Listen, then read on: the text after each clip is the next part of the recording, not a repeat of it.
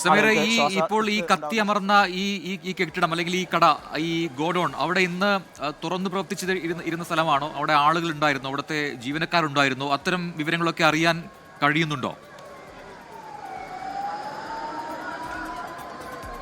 ഇവിടുത്തെ പരിസരത്തുള്ള കട ഉടമകളുമായും അതുപോലെ തന്നെ അവരുടെ ജീവനക്കാരുമായും സംസാരിക്കുമ്പോൾ ആ കട ഇന്ന് പ്രവർത്തിച്ചിരുന്നു, അവിടെ ആളുകൾ ഉണ്ടായിരുന്നു എന്നാണ് മനസ്സിലാക്കാൻ കഴിഞ്ഞത്. എന്നാൽ അതിൻ്റെ ഭാഗത്തു നിന്ന് ഗോഡൌണിൽ നിന്ന് ആദ്യം തീ പിടിച്ചു, പിന്നീട് അതിൻ്റെ തൊട്ട് താഴെയുള്ള സെയിൽസ് വിഭാഗത്തിലേക്ക് കൂടി തീ പടർന്നു.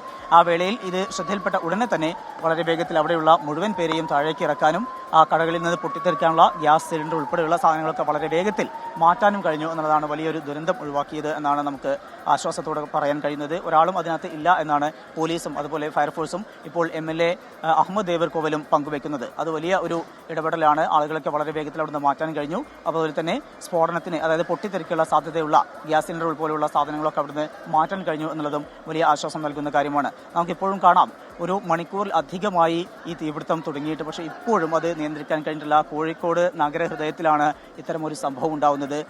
ഇപ്പോൾ അത് വ്യാപിച്ചുകൊണ്ടേയിരിക്കുന്നു.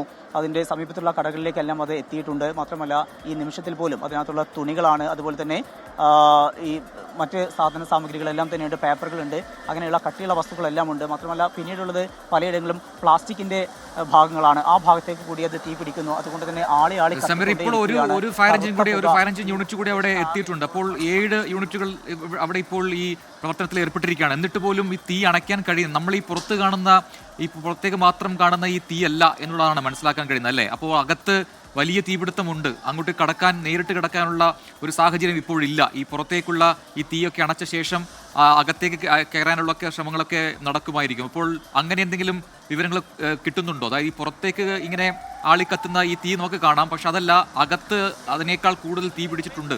അതുകൊണ്ടാണ് അത് ഇത്ര സമയമായിട്ടും അത് അണയ്ക്കാൻ കഴിയാത്തതല്ലേ? തീർച്ചയായും ഇതിൽ സൂചിപ്പിച്ചതുപോലെയാണ്, നമ്മൾ കാണുന്നത് വളരെ കുറച്ച് ഭാഗം മാത്രമാണ് ഇത്. അതായത് നേരത്തെ നമ്മളോട് അടുത്തൊരു വ്യാപാരി പറഞ്ഞതുപോലെ അതിൻ്റെ സൈഡ് ഭാഗങ്ങളിലെല്ലാം തന്നെ പല ഷീറ്റുകളും ഉപയോഗിച്ച് മറച്ചിരിക്കുകയാണ്. അതുകൊണ്ട് തന്നെ പുറത്തേക്ക് വരുന്ന കാര്യങ്ങൾ മാത്രമേ നമുക്ക് കാണാനാവുന്നുള്ളൂ. മാത്രമല്ല അതിൻ്റെ ചെറിയ ഭാഗത്തെ ഈ ഹാളുകളിലൂടെ മാത്രമാണ് വെള്ളം അകത്തേക്ക് പമ്പ് ചെയ്യാനും കഴിയുന്നത്. മറ്റു ഭാഗങ്ങളിലേക്ക് അടിക്കുന്ന വെള്ളമൊക്കെ തന്നെയും ആ ഷീറ്റുകളിൽ തട്ടി തെറിച്ചു വരികയാണ്. അതുകൊണ്ട് ഉള്ളിലേക്ക് കടന്നു പോകുന്നുമില്ല.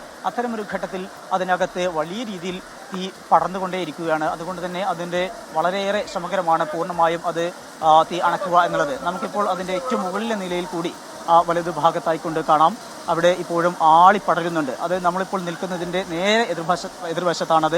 അവിടെയും ഈ വിധത്തിൽ 3ഉം 4ഉം ഫയർ യൂണിറ്റുകൾ നിന്നുകൊണ്ട് പമ്പ് ചെയ്യുന്നുണ്ട്. പക്ഷേ വെള്ളം ഇത്രയേറെ പമ്പ് ചെയ്തിട്ടും അതിപ്പോൾ ശമിപ്പിക്കാൻ കഴിയുന്നില്ല. അതിൻ്റെ തൊട്ട് താഴ്ഭാഗത്തുള്ള ദൃശ്യങ്ങളാണ് ഇപ്പോൾ നമ്മുടെ പ്രേക്ഷകരിലേക്ക് എത്തിച്ചുകൊണ്ടിരിക്കുന്നത്. ആ ഭാഗത്ത് ഇങ്ങനെ തീ പുറത്തേക്ക് തള്ളി വരുന്നു. വളരെയേറെ കൂടുതലായിട്ടും അത് കത്തിക്കൊണ്ടിരിക്കുന്ന ഒരു കാഴ്ച തന്നെയാണുള്ളത്. ഇപ്പോൾ അധികം ഫയർഫോഴ്സ് യൂണിറ്റുകൾ എത്തിക്കൊണ്ട് അത് തീയണക്കാനുള്ള ശ്രമങ്ങൾ ഉണ്ടാകുന്നു. വളരെ കുറച്ച് ഭാഗത്ത് മാത്രമേ വെള്ളം എത്തുന്നുള്ളൂ. ഇപ്പോൾ പമ്പ് ചെയ്യുന്ന വെള്ളമൊക്കെ ഈ ഷീറ്റുകളിൽ തട്ടിക്കൊണ്ട്, ഈ അലുമിനിയം അതുപോലെ മറ്റേ തരത്തിലുള്ള ഷീറ്റുകളാണ്, ആ ഷീറ്റുകളിൽ തട്ടിക്കൊണ്ട് പുറത്തേക്ക് തന്നെ പോരുകയാണ്. അതുകൊണ്ട് തന്നെ അതിൻ്റെ ഉൾഭാഗത്തേക്ക് വെള്ളം എത്തുന്നത് വളരെ കുറവാണ്. അത്തരമൊരു സാഹചര്യത്തിൽ ഉൾഭാഗത്ത് വലിയ രീതിയിൽ തീ പടർന്നു പിടിക്കുന്നുണ്ട്. അതിൻ്റെ ഭാഗമായിട്ട് തന്നെയാണ് ഈ ശക്തിയേറിയിട്ടുള്ള ഈ തീപിടുത്തവും അതുപോലെ തന്നെ അതിൻ്റെ ഭാഗമായിട്ടുള്ള കനത്ത ഈ പുകയും. അതിൻ്റെ ഏറ്റവും മുകൾ ഭാഗത്ത് ആ പുകക്കകത്ത് ഇപ്പോഴും തീ ആളി പടരുന്ന ഒരു കാഴ്ച നമുക്ക് കാണാനാകുന്നു.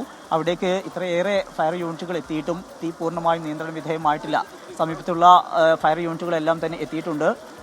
7 യൂണിറ്റ് എത്തിയിട്ടുണ്ട്. കൂടാതെ എയർപോർട്ടിൽ നിന്നുള്ള ഫയർ യൂണിറ്റ് കൂടി ഇങ്ങോട്ട് വരാനുള്ള നിർദ്ദേശം നൽകിയിരിക്കുന്നു.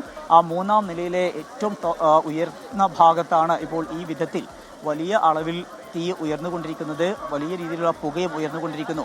പ്രദേശത്തുള്ള കടകളിൽ നിന്നുള്ള എല്ലാ ആളുകളെയും മാറ്റിയിട്ടുണ്ട്. അതുപോലെ തന്നെ ആ ഭാഗത്തുള്ള റോഡ് പൂർണ്ണമായും ഗതാഗതം നിയന്ത്രിച്ചിരിക്കുകയാണ്. ഇപ്പോൾ ബൈവേ ആണെങ്കിലും അത് സിംഗിൾ വേ ആയിക്കൊണ്ട്, 1 വേ ആയിക്കൊണ്ട് മാത്രമാണ് ഇപ്പോൾ വാഹനങ്ങൾ അതിലൂടെ കടന്നു പോകുന്നത്. പോലീസും അതുപോലെ ഫയർഫോഴ്സും എത്തിയിട്ടുണ്ട്. നാട്ടുകാർ അതുപോലെ കടക്കാരെല്ലാം തന്നെ ചേർന്നുകൊണ്ട് വലിയ രീതിയിലുള്ള ഒരു ദൗത്യമാണ് ഇപ്പോൾ പുരോഗമിക്കുന്നത്. നമുക്ക് കാണാം, ഞായറാഴ്ച ദിവസമായതുകൊണ്ട് തന്നെ വലിയ ജനത്തിരക്ക് ഇവിടെ ഉണ്ടാവാറുണ്ട്. ആ വിധത്തിൽ തന്നെ ഇന്നും വലിയ ഒരു ജനത്തിരക്ക് നമുക്ക് കാണാനാവുന്നുണ്ട്. ആളുകളൊക്കെ തന്നെ ഈ തീപിടുത്തം അറിഞ്ഞെത്തിയവരുണ്ട്, മറ്റ് യാത്രക്കാരുണ്ട്, അങ്ങനെ നിരവധി പേരാണ് ഇവിടെ എത്തിയിട്ടുള്ളത്.